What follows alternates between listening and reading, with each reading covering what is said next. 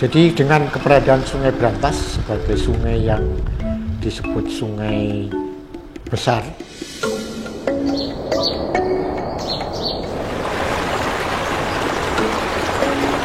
itu artinya sungai yang selalu tidak pernah kering, mengalir terus-menerus, airnya banyak, akan mendatangkan suatu kemakmuran. Buktinya di dalam Pararaton, daerah kanan kirinya disebut daerah Sidabawana. Sidabawana itu artinya apa? Daerah subur, daerah suci yang di dalam Silpa Sastra itu terkait dengan daerah yang bisa dipakai sebagai tempat mendirikan bangunan tempat tinggal. Maka daerah sekitar Sungai Brantas pada waktu Hindu-Buddha itu banyak situs-situs pemukiman termasuk ibu kota kerajaan.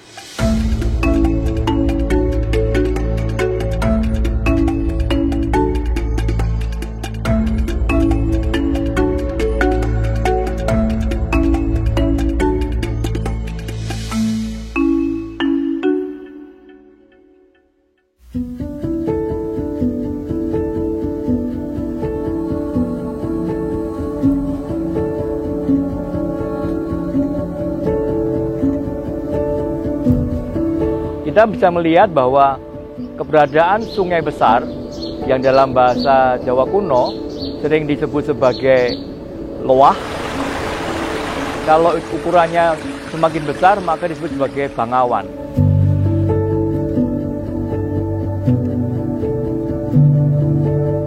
Adapun Sungai Brantas di masa lampau untuk wilayah Malang, lebarnya sungai itu belum masuk kategori bengawan.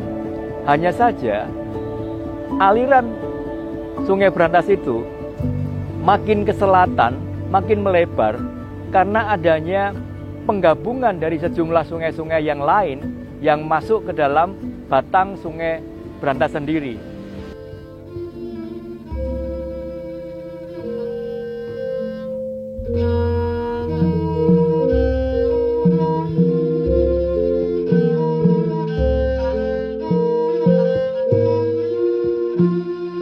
Sungai Brantas itu dulu namanya bukan Brantas. Bisa kita lihat dari sumber-sumber Pararaton, itu hanya menyebutkan luah.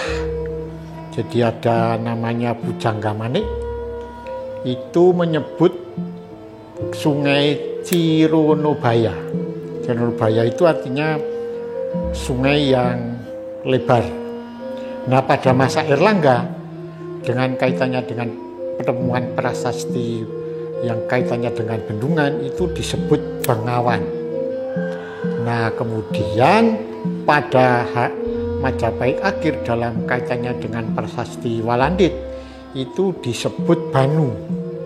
Jadi kemudian Banu itu membelah wilayah sak kuloning Banu, sak wetaning Banu. Nah, baru ketemu nama Brantas itu pada Babad Wilis. Jadi abad 16-17 itu disebut Sungai Brantas.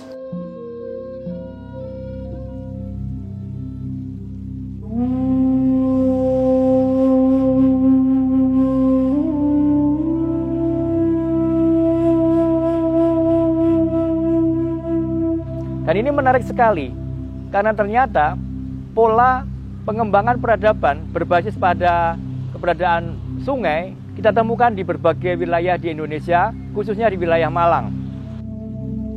Dari sumber mata air utama Sungai Brantas atau sumber Brantas di wilayah Batu sampai di wilayah kota Malang, kita mendapatkan banyak tinggalan dari masa Hindu-Buddha, khususnya adalah terkait dengan bangunan keagamaan.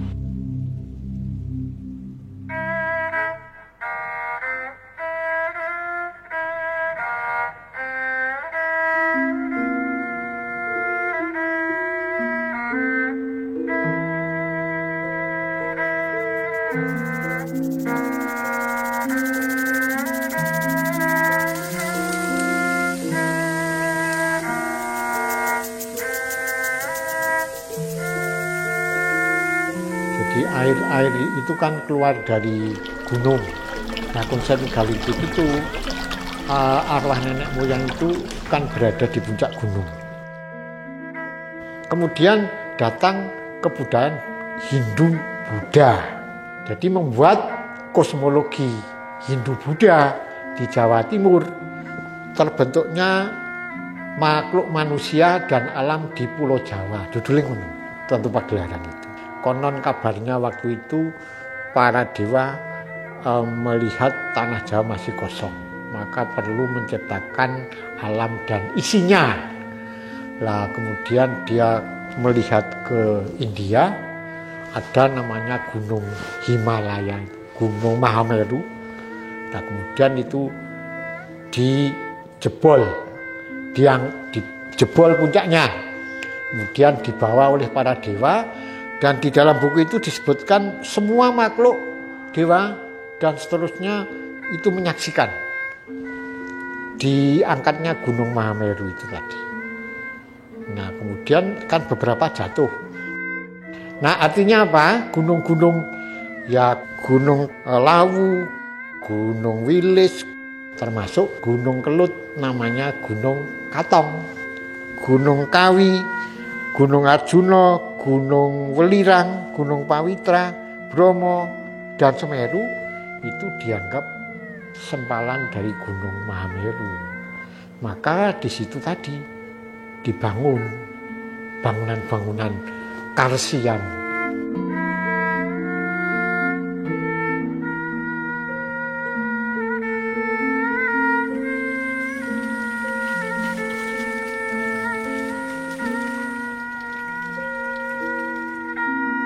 Artinya memang konsep megalitik itu dipakai. Nah kemudian setelah berkembang Hindu-Buddha, itu kan ada transformasi. Jadi nenek moyang tidak lagi di puncak gunung, tetapi Betara Guru yang dianggap bersemayam di puncak gunung. Kemudian segala sesuatu yang keluar dari puncak gunung itu dianggap suci, termasuk sumber berantas.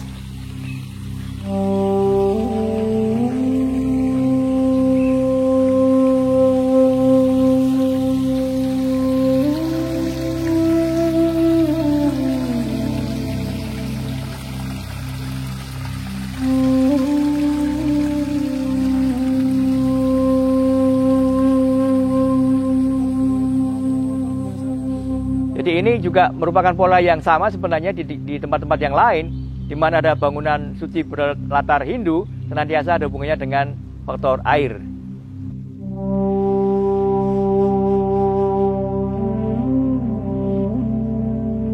Situs Punden Gadung Melati terletak di Kota Batu, Jawa Timur.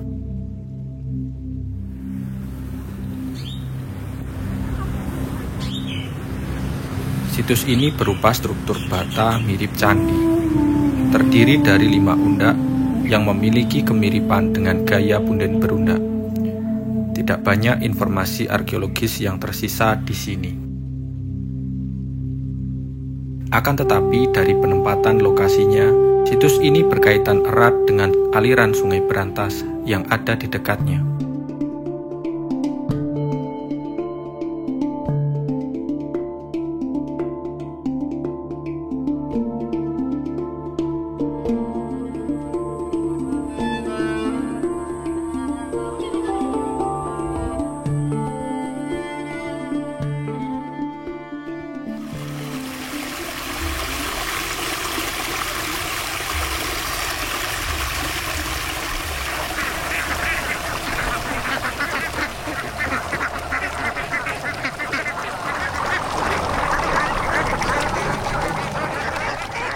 Sumber itu untuk pertanian, jadi dibuatkan aliran, baru kemudian disucikan, dialirkan ke sungai, baru ke sawah-sawah. Itu konsep megalitik.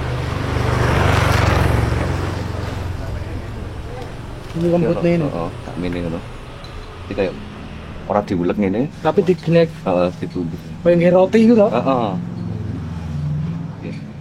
Mana? Oh sih, iya, ini diputar sih. Kebak nih kok ini. Kebak derajat ya kalau. Biasanya ngono itu tidak menganut pakem seni India atau ketika Hindu Buddha ngono itu. Cuman ya itu jenenge revivalist of megalitik itu. munculnya kembali tradisi-tradisi. Memang megalitik gitu. Ini Stonehenge munculnya kembali gitu. Nah itu penggambaran ancestor worship lah, nenek moyang lah. Berarti malah justru ini pasca Hindu juga. Pasca perayaan yang Islam. Artinya memang konsep megalitik itu dipakai. Nah kemudian setelah berkembang Hindu Buddha, itu kan ada transformasi. Jadi nenek moyang tidak lagi di puncak gunung, tetapi Betara Guru yang dianggap bersemayam di puncak gunung. Sehingga di sumber-sumber itu yang dulunya Punden Berundak langsung jadi bangunan candi.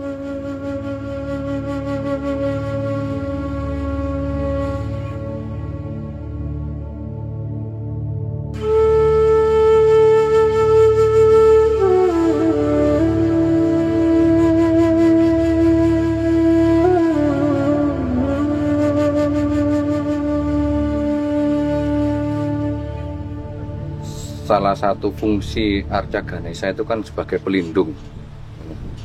Jadi kenapa kok ditempatkan di sini yang dekat dengan Sungai Brantas?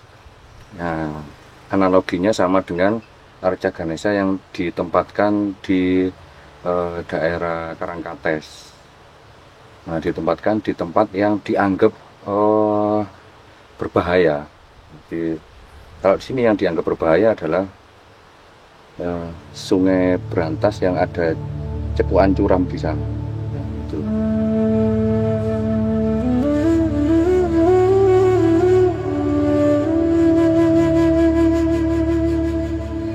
Jadi orang sebelum melewati jurang itu, kemudian dia berhenti di depan Arca Ganesha, minta doa supaya perjalanan turun ke jurang ini selamat.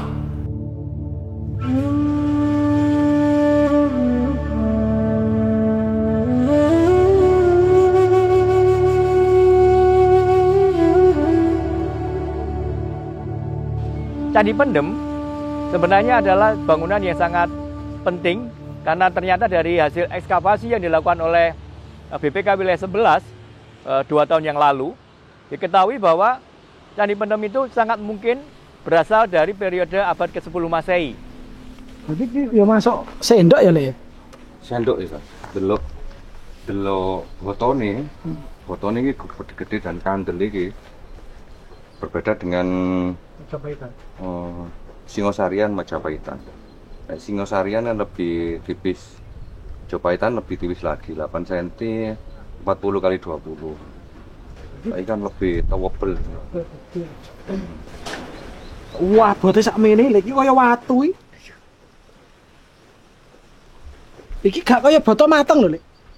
Gak kaya boto mateng. Yo. Lho, jutaan siji. Ngono. Ya ta? Iya. Nak boto mateng lah enteng, Dok. Heeh. Iki kaya watu iki. Dengan melihat besarnya sumuran yang ada, termasuk di dalamnya ditemukan juga adanya wadah peripe yang berupa batu andesit dengan lubang persegi 4. Dan juga adanya beberapa sisa dari peripe yang masih tertinggal di situ. Di samping masih ada 2 sisa arca di situ, yaitu arca Nandi, kemudian juga ada Yoni yang masih ada di sana.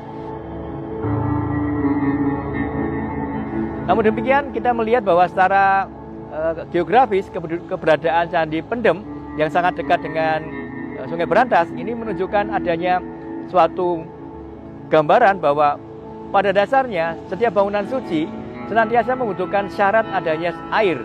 Konteks yang ada pada Candi Pendem adalah sudah ada sungai di situ, yaitu Sungai Brantas, sehingga masuk akal apabila bangunan suci itu diletakkan tidak jauh dari sungai tersebut.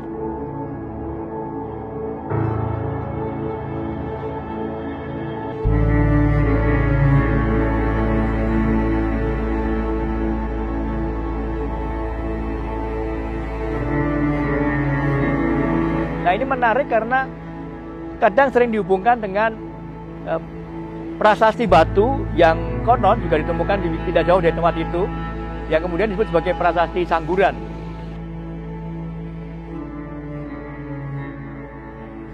Oh, jadi sepanjang pinggir Sungai Brantas iki. Militer kali. Nek neng desa iku dalan ya mesti militer kali. Aku nak ngaret iku ya militer kali dalan ini. Karena paling gampang nitan ini kan.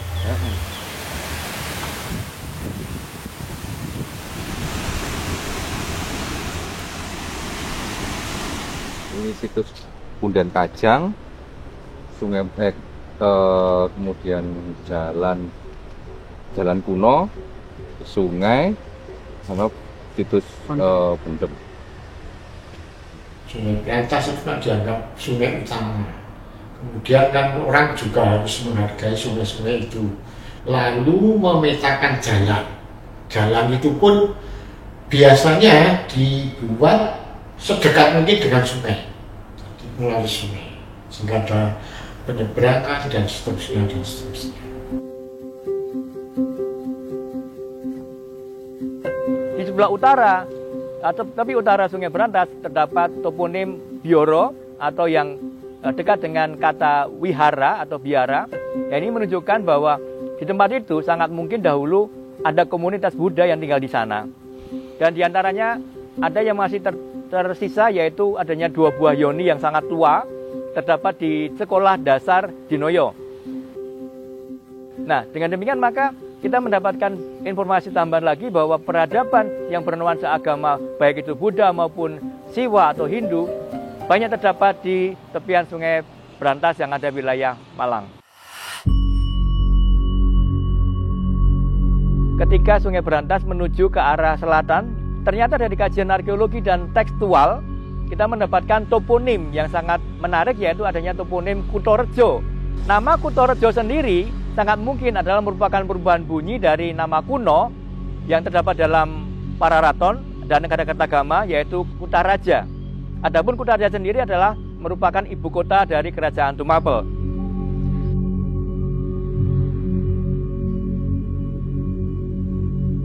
Dulu yang meneliti pertama kali itu kan Brumun, namanya Brumun itu. Disertasinya kan The Antiquity of Singosari. Tapi dia tidak sampai ke Kutorejo karena dia mengidentifikasi sumber perkara pertama yang disebut Kutaraja itu ya Singosari. Tetapi Singosari terpatahkan karena di sana ada sumber Singasari Nagara.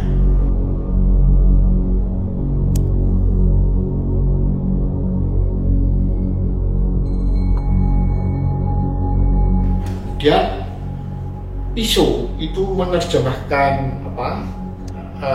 pupuh dari negara Kertagama.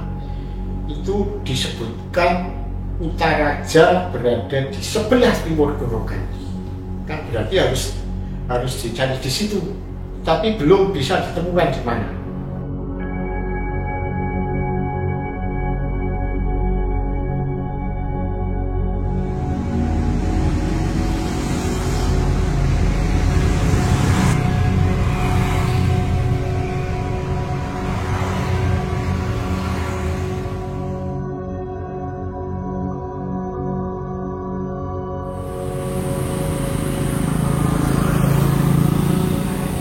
Kemudian kami cari peta kuno yang dibuat Belanda tahun 1800. Di situ disebut Kutorejo, Desa Kutorejo. Nah ini secara toponim bisa dikatakan terkait dengan Kota Raja. Ternyata di situ pada tahun 1824 itu sudah diteliti oleh Knebel yang menemukan data-data yang sangat melimpah. Sebagian data-data itu disimpan di alun-alun Bunder Kota Malang yang sekarang jadi wali kota. Itu kemudian lenyap, nggak kemana. Kemudian sebagian lagi lenyap, tetapi dicatat di situ.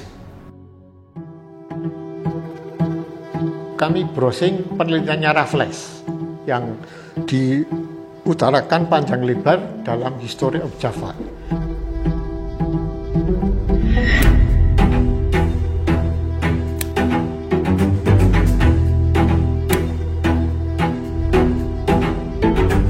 Di situ disebutkan bahwa ada sekitar kurang lebih 1 mil benteng dari batu bata yang menghubungkan antara Sungai Brantas dengan Sungai Bangau. Lah benteng itu bentuknya jadi batu bata, kemudian di atasnya bisa untuk jalan kereta kuda. Baiklah, Brantas lah itu malah breng-breng gitu. Iki Brantas iki kan. Lah kok nek cuman seret ngene, tapi kok Nekuk.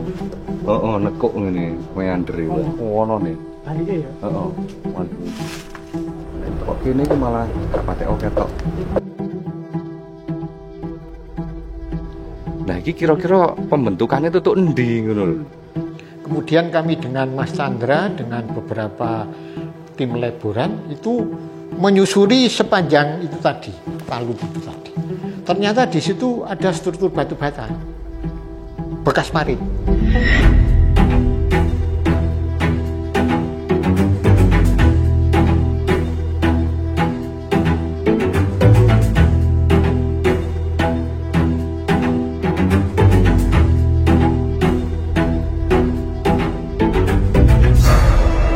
Sisi barat, sisi timur itu memang diukur sama.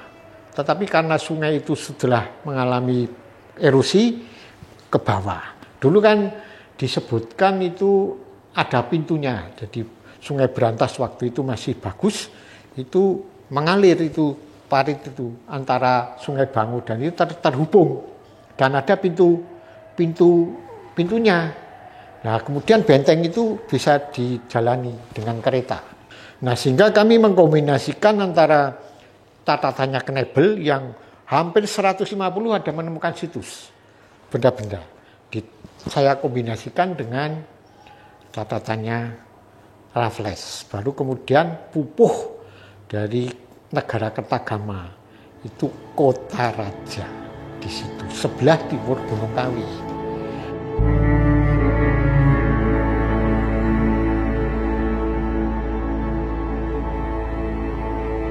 Kemudian itu dikukuhkan oleh Arab menempatkan pusat ibu kota kerajaan Kota Raja itu di persimpangan Sungai Brantas dan Sungai Bangau di titik pertemuan. Titik pertemuan dua sungai itu mengandung magi, yang dipercaya sebagai mengandung magi. Magi itu artinya tanah yang artinya penting, maka ditempatkan di situ.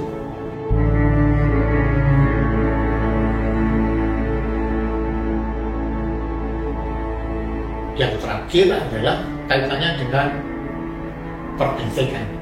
Jadi yang di Kota Raja itu betul-betul dipilih titik pertemuan, tetapi di kanan kirinya banyak sumber air sehingga tidak ada kekeringan. Kemudian bagian tanahnya disekat, ya, antara Sungai Bangau dengan Sungai Brantas dibuat parit untuk pertahanan.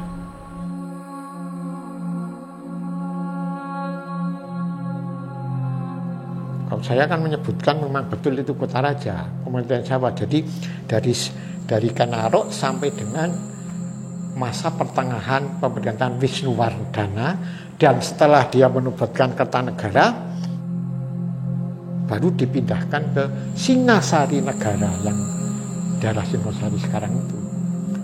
Karena Singosari perkembangannya sangat pesat, maka harus open. Kota itu harus open. Jadi tidak lagi include seperti waktu Kanarok. Kanarok kan kenapa milih di situ karena banyak musuh. Dia kan bukan keturunan darah biru, dia madeg sendiri sebagai raja. Nah itu makanya harus membuat benteng yang kuat. Setelah Wisnuwardana itu kan bisa menggabungkan antara keturunan Kanarok dan Anusapati menjadi satu seperti yang ada di Kediri dan di Singasari Negara. Nah kemudian negara itu menjadi Singosari Raya itu. Baru dipindahkan ke Singasari Negara menjadi ibu kota Tumapel.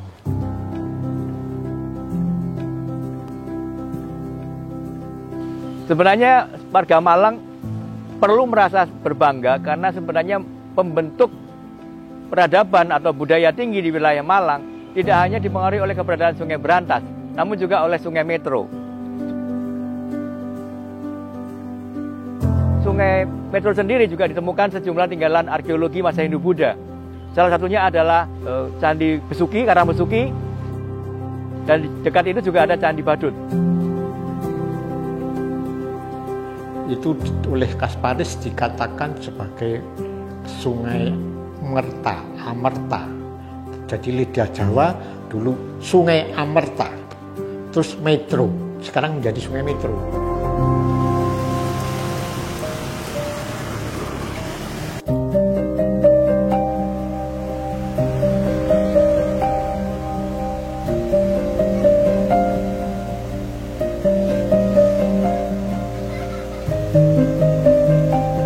Nah, Sungai Amerta itu dianggap sebagai sungai yang suci karena dikaitkan mata airnya itu dari Gunung Kawi yang di dalam kitab Tamtu Pagelaran itu diceritakan bagian dari puncak Gunung Himalaya yang dibawa ke Jawa Timur. Satunya jatuh menjadi Gunung Kawi, sehingga ini disebut Sungai Metro.